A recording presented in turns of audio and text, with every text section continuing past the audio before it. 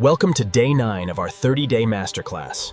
Today, we track institutional cost basis using Anchored VWAP. Have you ever seen a stock reverse out of nowhere with no visible support or resistance? That's not magic, it's the Anchored VWAP. Unlike standard moving averages, Anchored VWAP reveals the true average cost basis of institutions from a specific moment in time. Where you anchor matters. Always anchor your VWAP to high-volume market drivers, major swing highs, earnings releases, or gap days.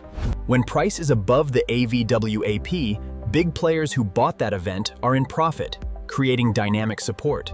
When price retests the AVWAP line, institutions defend their position, giving you a high-probability confluence re-entry.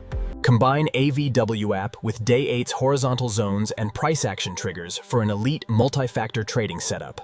Stop guessing dynamic levels. Use AVWAP to see exactly where institutional money is defending its positions. Take control of your capital with systematic price action strategies.